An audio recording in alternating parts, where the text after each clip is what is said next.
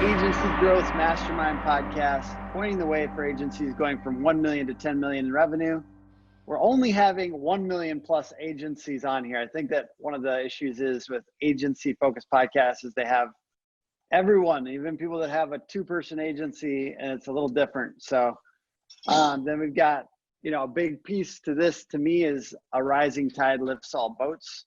And one of the keys from my point of view is niche focused agencies, having people on that don't feel like they're competing with each other, and then sharing as much value as we possibly can during the podcast. Today, I've got Ron Dodd of Visiture, an e-commerce SEO company that works with Spanx, Gerber, Mossy Oak, and a ton of other companies on Magento and Shopify. So you guys are managing over 1 billion in revenue. That's pretty intense. Thank you. Thanks for having me. And we had a business coach. I think he worked with you as well. Yeah, the man Gene. Yeah, we go way back. I worked with Gene like 5 years ago. I want to say it's been a while, but Gene was definitely a guy that really helped me set me on my way, and I owe a lot of the impact and growth that we've been able to achieve through Gene. And he's kind of told me some stories about things that you and him worked on. Speaking on stages was one of them. So has that been part of your story? And do you still speak on stages as part of your guys' client acquisition strategy? I do if I have to. Okay. Yeah, it worked out really well. I mean, Gene was perfect in helping agency owners. It was really perfect helping me because I think at the time we met, I was just like a 23-year-old, didn't know what the hell I was doing. Doing everything for everyone from website design, SEO, social media, and you kind of alluded to it. You really need to niche yourself when you're small because it's the only way you can really make a compelling message for someone to trust you as an expert and buy your services. I just kind of sit down, Gene, and we kind of went through our client base and we just kind of figured out like, what do you like doing the best work in? What gets you the best results for your clients? What makes you the most money? And all three of those kind of avenues led us down to SEO. For e-commerce brands. And that's when we really decided, let's just go niche and SEO for e-commerce. And definitely scary as a business owner. I was doing maybe 20K a month of revenue at 3 employees. It's not like I was making a lot of money. And, to tell someone like, hey, I want you to abandon 60% of your revenue and just go after that 40% when you're already thin margins is really a scary proposition. Yeah. But, I did it. Worked out a lot better than I thought it would. Able to really focus in on e-commerce, focus in on Magento. And then we talked about strategies to get business. And one of them was, why don't we try speaking engagements? And I applied for every speaking engagement that involved e-commerce. Only one said yes. And it happened to be Magento Imagine, which was basically a Super Bowl conference for e-commerce brands. And that's what really catapulted me to the next level. I did that speaking engagement. So nervous. I drank like 2 Red Bulls. I was 25 years old doing this speech in Vegas in front of a crowd I never met before. And I didn't know anything about Magento either. I was just kind of like was making it up. Did that speaking engagement. And that's what really catapulted us to doing 60K a month. I think I had like, maybe 10 people at the time. And then I met my future business partner there, Brian Cohn, who had a company called Visiture, which did paid media management for e-commerce brands as we decided to merge them together and grow together. So I know that's a super long story, but it's a cool story. So I want to share it. That's awesome. Shout out to Gene Hammett, who, was part of that. So genehammett.com, I think, if you're interested in working with him. But it kind of kicks off this next part of the conversation, which I just want to throw out here. Like, how have coaches in general and maybe paid mentors, maybe other kinds of mentors played a role in your growth as a leader? Oh, huge. How else are you going to learn like how to do things? Whether it's an EO group, a mentor, a business coach, everyone's got to be having people that they rely on. In our organization now, we have, 3 partners in the organization. So it's easier for us to really pull in a lot of different viewpoints. And we all have our own business mentors that are able to pull in information. But if you think about Visiture, I think we've had anywhere from 25 to 30 hands on the company organization throughout the years, whether it's consultants, friends, family, those kind of things that really helped us get to where we are. How do you choose when it's time to kind of try a new coach? Yeah. how often do you do that, I guess, is my real question. Yeah, it's a great question. I think really a business coach is needed once you have a little bit of proof of market. Like you're like, hey, I'm doing well. I got, 10, 15, 25,000 dollars recurring revenue. I'm making a good living. Now I want to take this next level and start, really hiring people and building an agency, building a brand, that's not relying on just my time. I think that's where a business coach really comes into handy, and especially ones that, have been there, done that. Gene, Jason Swank is another one, that make a really good team of consulting agency owners, and have a lot of, input. So people have been there, done that, or just other business consultants in general with certain skill sets. There's some that focus on building sales teams for organizations, some that focus on building HR, finance, those things. And all of them can really help in building your brand up. Yeah. And there's just like different times. I'm obviously much lower, like earlier on the journey, revenue wise, but I think there's been ones like I've needed one for management, and Mad Singers was a great one for that. I needed one for sales coaching, and Gene was a great one for that for me. Also niching, like he helped me with our niche too, which was home improvement. So cool. Love it. Yeah. I think just kind of like cycling through them. And I think good ones also know that you're not going to necessarily always be their student forever. And I think that's good, right? Like you can't have a coach that knows everything about sales management, this. It's hard to have the same coach for 5 years, I think. Yeah, you can. I still talk to Gene all the time. Yeah. You could definitely do it for sure. I mean, I love talking to Gene anytime he's willing to talk to me. Yeah. I would like to talk to him more too. I just basically it comes down to like survival. I need like a coach on a specific, like I did not know how to manage people.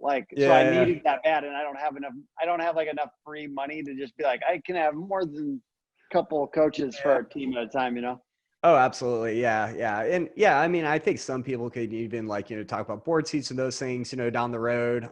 That's those good. are things that we've always looked at, I've seen some people that have a lot of success with that. I was just talking to a competing agency in town, and they said they just did 1% to another agency owner in town who had a different niche than theirs. And just to have unlimited consulting time for 1%. I mean, that seems pretty decent deal. I don't know. I'm sure that unlimited will turn to limited pretty quickly when they start trying to talk to them every day, though. Yeah, exactly. Well, who are you? Whoa, guys, it didn't mean unlimited. I meant don't call me every week.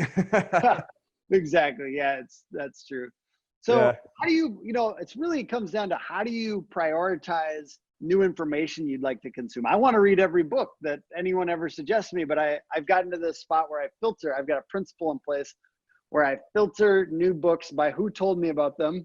Are they far enough along that they might have something? Yeah. And usually I like somebody to tell me about a book more than once. Like I like to hear it from 2 or 3 people before I read a book. How do you prioritize information, whether it's books, courses, or articles? Yeah, that's a good question. I mean, I just try to do my best. I mean, I don't know what the best way is. I know the way that I do it, and whether that's not the best way or not, I have no idea. But I use a syndicated list of websites I subscribe to, everything from e-commerce, SEO, SEM.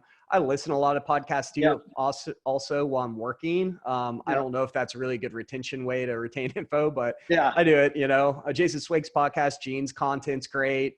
I like to listen more about people in trenches. Like I love learning about, agency owners that are coming up, like the rising stars like you guys, because I think you guys bring the new perspectives that can always really, invigorate, the bigger kind of entities, So I try to really listen a lot less of kind of old content with books. I kind of hate saying that because, there's so much wisdom and feedback. But I like listening to more kind of, this is what we did the past year. We grew, 300%. These are the tactics we did. I like more of that kind of content personally, but that's it's crazy because a lot of people give a lot of stuff away. That's the weird thing. Podcasts and blog articles, I think the thing it comes down to is if you achieve a certain level of success, a lot of people do enter that phase. And I've tried to enter it early, even though I'm not that crazy successful yet, is just starting to give stuff away. Cause they're like, I don't want to just be a success. I want to also feel like I'm giving back to the community. And I think that there's a lot of people that feel that way. and they try to help other people. And so that content is out there if you're looking for it. You gotta filter through. There is a lot of bullshit, right? Like there's a lot of podcasts and content where people are just rehashing the same shit. But if you filter through some of that, you can really, I mean, you just, listen to enough podcasts. There's some amazing agency podcasts out there. There's a company called Sure Oak. That guy does an amazing job on his podcast. He's a smaller, SUREOAK, and he has a lot of really great guests. He's kind of brilliant. The funny thing is he's actually I think he doesn't have a huge team. He uses a lot of contractors, but yeah, his content is really phenomenal. I strongly suggest checking that one. And then I really love check it out. Donald Miller's Story Brand podcast. I don't know if you get into Donald Miller at all, but he is, for branding stuff, he is insanely good. And so those are a couple that I love. Nice. Yeah, I appreciate that. I'll check them both out. That's great. Absolutely. So, okay, we've got my podcast game. Oh, hell yeah.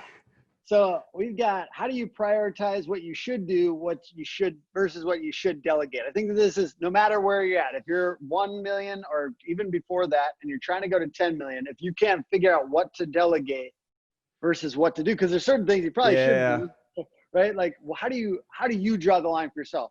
Yeah, that's a great question. I think really the blueprint that I've seen agencies do really well in is, doing your niche, getting into that 10 million run rate, and then expanding out your services, grow to the 20, 30, 40 million run rate. Like you look at a really successful agency like CPC Strategy, they were just product feed, optimizers for marketplaces. They just did Google Shopping. They just did, Amazon advertising eventually. And they grew that agency to a really great run rate, like 15, 20 million, whatever it was.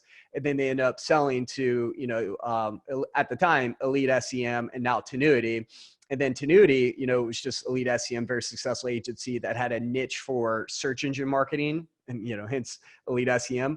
And then they got to a certain range. They're doing maybe, I think it's 15, 20 million, and then they started acquiring other agencies to grow to the next level, So, the first kind of blueprint, if you will, of that stage, and we're just talking about the 0 to 10 million. I think the biggest thing to do is just really not deprioritize, but try to outsource or hire for everything that's not sales. I think that's what made us really successful getting to 6 million is we just did all the sales ourselves as the owners. And we basically had teams doing project management, accounting, finance, everything, servicing the clients. And we're able to invest a lot more into that. And we had some really great senior leaders that are able to really take the reins from operations and servicing accounts and really let me and my partner at the time just really go be the cowboy sales guys and, slinging deals and getting deals done over the fence to our sales and production team. And then from there, we built out the sales team. And that really helped us go from, that 7 to 10 million run rate while we, helped all facets of the company, hiring, getting the best talent, those kind of things. And now we're just at the point now where that kind of, 10 million run rate looking to go to 20 million. COVID threw a little wrench in our plan this year, but we're back on track now. So okay, to continue growing. Let's talk about that briefly, because I'm sure some people, I always do content for the next month. I know some people will listen to it later, but for those of you who listen to it later, COVID is happening, obviously, big time craziness, but COVID hasn't knocked you guys off too hard from what I can tell on your LinkedIn. How did you identify pockets of growth opportunities during economic downturn? Yeah. There's always going to be another economic downturn, right? So how do you identify those?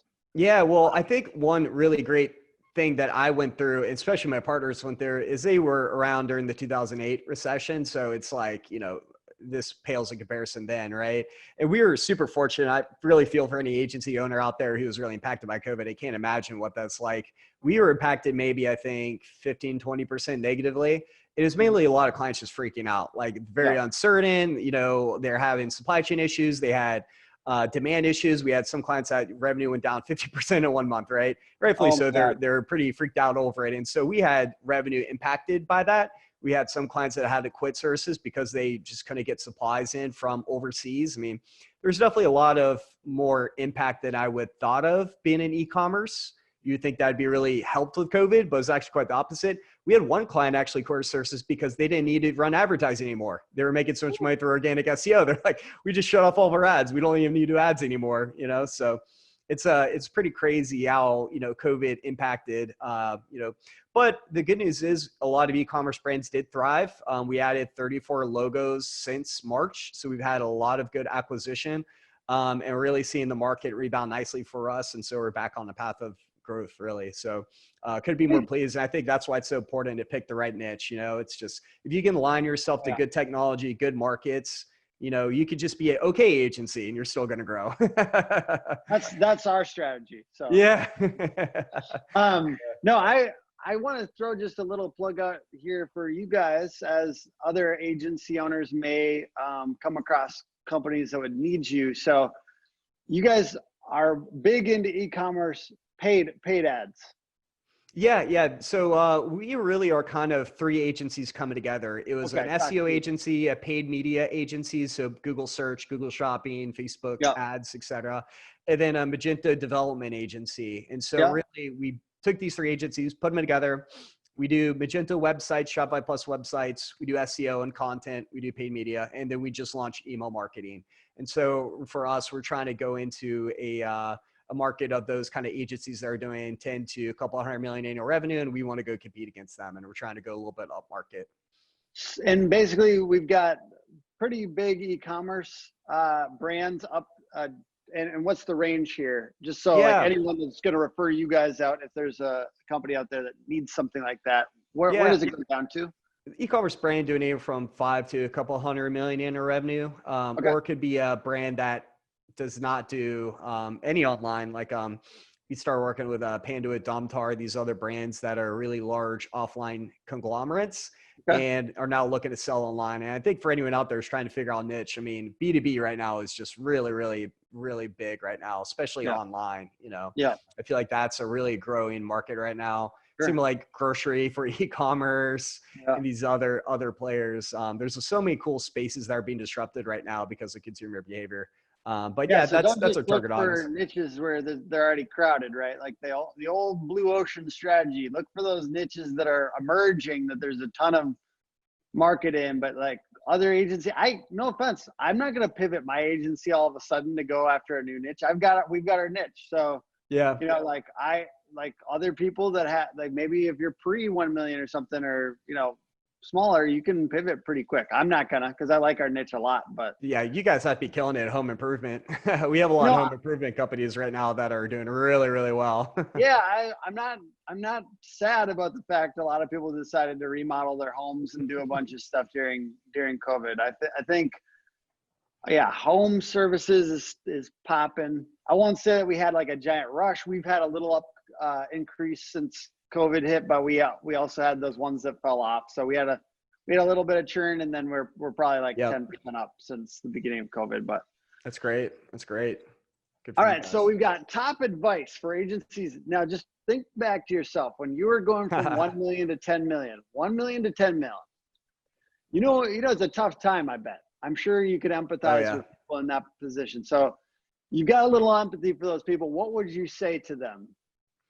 Yeah, I would say stay the course. Don't try to, go after the shiny ball. I think there's been so many times in my kind of career, especially when I was like younger and, just starting off, I was like, oh, I want to go get involved in this social media business. I want to go get involved in this, men's, what was that brand I was involved in? It was a kind of a competitor to, the men's subscription boxes that send you different subscriptions of men's clothing. We tried to do a spin off of that. I've been a part of, 4 to 5 other startups, and all of them were just complete waste of time. Like all of them, gave me zero money. We never went anywhere. It was a huge headache, huge waste of time. And I just thought if I took all that energy and just devoted Visiture, and I know it's hard. There's so many times where you're doing your business and you have a bad month. You just lost like 5 accounts. You lost like your board, team, right? Yeah. It kind of like Steve Jobs said best, like it takes someone who's completely insane to start a business because you have to go to work and do the same thing over and over again, expect a different result. And it's kind of the same thing with building an agency. You're going to have really bad days, huge, swings, negative, huge swings positively too. You just kind of have to weather the storm, just keep believe in what you do and just keep, grinding away at it really. And then 4 or 5 years later, hopefully you'll come out the other side a lot farther ahead than you were before. Yeah. I've been thinking about that a lot lately. I've been reading this book called The Slight Edge. Have you ever heard of that? No, I haven't. I'm gonna check that out too. It's basically a super simple idea, and it's almost like the least sexy self-help book, business book you've ever read, because it's basically just like small increments over time gathered. It's basically just about habits. It's about very simple habits, making sure you do them every day. And honestly, it sounds like the stupidest, simplest idea ever, but like it's been very helpful. I don't know. It's kind of a simple book, but I really, really like it. I like it. And I think too, like it's a good lead in for another thought I had too. It's like, I think so many people in business, they think like they look up to like Twitter, these other like gigantic businesses that grew out of nowhere, especially like people that are in Silicon Valley or people that, are starting tech businesses, and they expect themselves to become this gigantic business overnight. And really business is pretty boring. The vast majority of businesses take 10 to 12 years to really build up. I mean, even Facebook, they're one of the most successful businesses in American history. And it took them like 10 years to like start up. And so this kind of book you told me about, The Slight Edge, it kind of just really kind of coincides with that thought of, it's not always about just like, hitting that home run. Maybe it's just a lot of singles and just staying disciplined and just, really just kind of taking it day by day, really. Exactly. All right, so this one you can turn down if you want, and if you feel like you're giving something away that you shouldn't be. But any killer business development strategies that you guys got going on that maybe you could go niche agnostic or something with? Yeah, no, that's a great question. Like for an agency to niche themselves in? No, I'm saying like any business development things you guys have got going on that's good that you'd want to share that wouldn't infringe on your niche advantage. No, not at all. I don't even mind telling what we do. I mean, it's not really like what we do is rocket science, honestly. Yeah. We do a lot of SEO, paid advertising. We have a great reputation. I think the core thing that we do here is we do really good work here. And it really makes my job easy, because all I have to do is just go tell the story about what we're doing client work wise. And then clients find us through that. And so I think first and foremost, the best killer business development idea is just do good work, put your clients ahead of you, make them successful, get them results, and then go tell other clients about that, and we do a lot of SEO. We do a lot of paid media management, Google, Facebook. We probably spend 10K a month in Facebook and Google. We have a good marketing team. We have a sales team now that are, we're buying data and then we're emailing sequences to these prospects. I think our number one business development strategy we've ever done has been cold emailing. It's always produced the best results. Yeah, but it took us a while to get there. Like, I don't think you could do cold emailing until you have the results we had. Like and you guys probably pair that with, you guys have really good video case studies from what I've seen. I like those. I need to update those. Yeah, we use retargeting ads. The storytelling. I think I sent one of your videos to our video guy and was like, please do something like this. Like, I'm trying to remember what it was. It was like, it was a female and she was talking, and you had like some animations of upward graphs, and it was basically like animated analytics stuff. The shop, I want to say. Yeah, it was great. What was that brand again?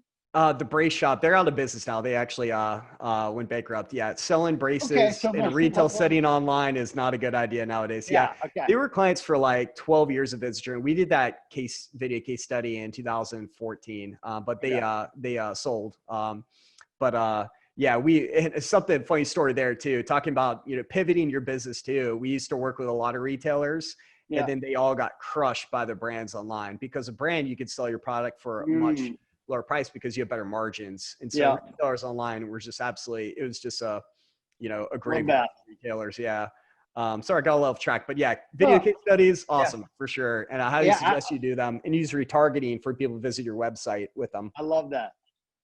Man, you guys got so many cool things going on. Thanks, man. You too. Thank you so much, man. Just to speak to your last point about just doing good work, and that's always such a scary thing for a newer agency. Like, yeah, I know, but no one knows about our good work and all that, right? Like I've been there.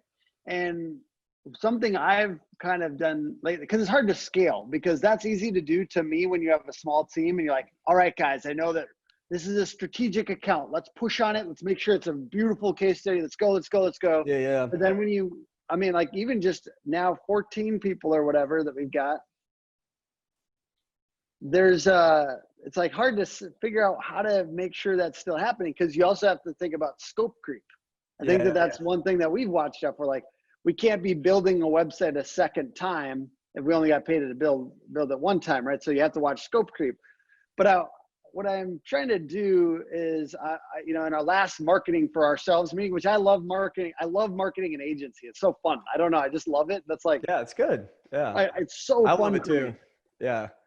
And selling, but less for me, less. I don't love that as much, but that's one of my flaws. But I was in the meeting with the marketing, the 4 or 5 people that we talk about marketing with. And I just said, I want half of our budget that we had for marketing. I want it to go into delight campaigns for existing clients, including if we have to give some shit away. Like, we're going to go out, we're going to go do some video with clients, even if they don't pay us. I hope they pay us. I'm going to ask them to pay us. And if they don't, I'm still going. Yeah. Yeah. So that's like my strategy right now. we'll see how it goes. I'll tell you in a couple of years. Or I love it, man. I think that's the move though. Yeah. Yeah. I love it. And in effort, you know, like time and money and effort, we're taking half of our marketing budget and putting it towards like very strategic delight campaigns for existing clients. What do you mean by delight? Like basically like that idea of like giving video away, or doing stuff that we didn't say that we were going to do as deliverables. Like, we're trying to figure out what our 2 times more expensive service offering is, right? Like we're an SEO company, but what if we did like the super in-depth lead tracking for them on a, you know, like whether stuff closes or not, because we don't, you know, it's all about leads for us. And then also like, what if we did more subject matter expert interviews for content, even if we didn't sell that as part of the deliverables? We're trying to add these new random things to a couple strategic accounts to try to build out the new generation of services. You know what I mean? To try to like better build version 2.0 of the service. And it's like also to then get these like kind of wow moments for a few clients that just like are the kind of clients that talk you up anyways.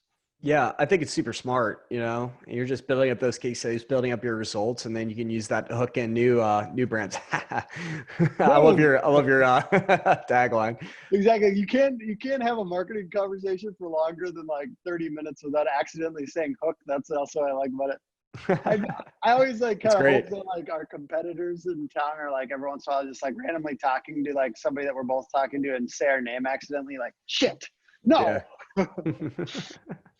That's funny. Oh man, are you guys working from home or are you guys? Yeah, we're probably going to go straight remote, honestly. Oh, really? Nice. Yeah, we'll have the offices. We're opening back up 2021, but you know, we'll see. I mean, it's almost like why bother now, you know?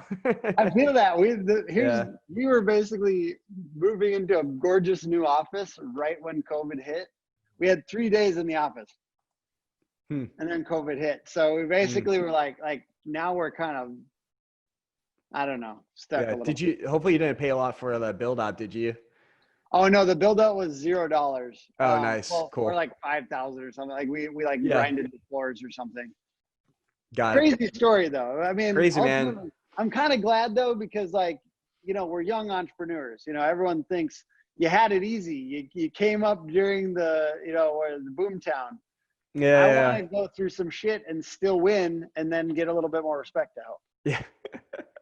Yeah. Well, we'll be going through it. Well, the good news is I think honestly at COVID, like we just won't have another dip like that ever again, you know, like that abrupt, that weird. You know, just, thankfully you're in a really great space. So, I mean, home improvement's huge, you know, so I don't think that should happen to you guys again. I like the anchored quality of it. That's what I like about that.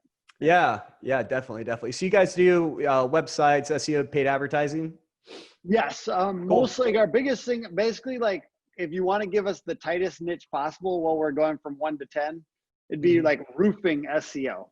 Yeah. We have a lot of roofers but remodelers, home builders, we have solar, that kind of shit though. You know what I mean? Like, and SEO is our biggest thing. So we're like we have a lot of writers and kind of like content going out and link building and all that stuff. Yeah, no, that's awesome. I mean, that's pretty much our model too. It's funny. We sell SEO, but it's like 90% of what we build for is content. It's Yeah, us developing content, you know. I feel like that's like the exactly. future. I mean, it's such a great niche, you know. Yeah, Yeah. Do you exactly. guys, what websites do you build on? What platform? WordPress? We're WordPress. Like you could almost say we're only WordPress. I have like 2 clients on stuff that's not WordPress, Yeah, and yeah, yeah. I feel weird about it because I like know we can't move quick. You know, like Yeah, it's yeah. hard, man. It's hard to have developers on staff for like many CMSs. Sometimes it feels messy. Yeah. I I can used to agree be a more. developer. So. Yeah, yeah, man. Yeah, I hear you. Yeah, I remember doing the websites. It was funny because we stopped doing websites. We were just doing marketing services. I'd still have these clients hit me up about their website changes. Like, dude, go get a good developer. Stop hitting me up. It's like I don't want to fix your Yeah, website anymore. You know, it's not my no, problem now. I know it's such a funny. It's hard. Like I tried to get those like few freelancers or like littler companies to like just divvy that stuff off to, but I always kind of Yeah, feel bad because I'm like, this is a rat's nest of code, but here, take it. Like I've built some pretty ugly looking websites on the back end before in my life. I mean, it's hard to be both like a entrepreneur type, a coder, a designer. Like I've been like now I'm an SEO. Like it's a lot of shit to try to be. So like yeah. I do everything at like, to be honest, I do a lot of things at like a medium level, but you combine all those things, it's kind of a lot. You know what I mean? Yeah, here might be some interesting for you too. Yeah. How much of your website business is websites, like reoccurring and project based? So we're probably at like 20% websites, 25% websites. Dude, something to think about, and this is something that I always thought about doing. It's something that really helped us grow is abandoning websites and then going partnering with every website company out there. You know, it's like if Ooh, you got the business to do it, it's like, dude, if 80% of your revenue is ooh. SEO, you just go to these website companies and say, hey, we know you can't do SEO. Well, we do SEO well for Wordfing, all these guys. It's something we did originally when we Yeah. were small. It worked really well for e-commerce brands. We just went and said we just do SEO and paid advertising for XYZ, and then we go find the Yeah. guys who did the websites for them, and they would just send us tons of deals. So just food for thought. I love that. I just get scared sometimes because here's the deal. We have pretty good acquisition. We have a good amount of Yeah, leads coming. Like our own website brings in a lot of leads. And so yeah, like some people, I'm having a hard time partnering with people. Like really. we're spoiled. I get bored of bending down to other like referral partner people. Yeah, it's a grind for sure. But then it's like you get a lot of them, then you're able to have like a channel partner who manages them all. But yeah, I think that's probably just due to not having the right partnership. Like we partner with a company called Blue Acorn out of Yeah. Charleston. Dude, I mean, they sent us just opportunities that were just killer, you What know? kind of company is that adjacent to you? What do they do?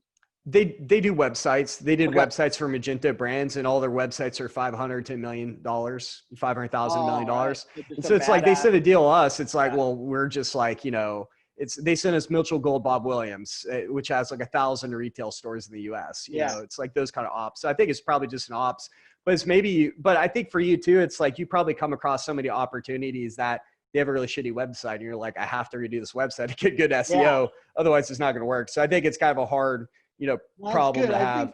I think e-commerce too, like there's more agencies that do big e-commerce sites that don't do other stuff. There's for Yeah. leads, and it seems like people that do websites always end up doing marketing because like the sites aren't enough money. You know what I mean? Yeah.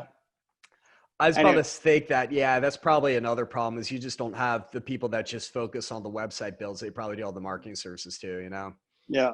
Yeah, Yeah. I know you got a little bit of time before your next meeting. I'm glad that we kind of we wrapped it up and you got time. But it was really nice to chat with you.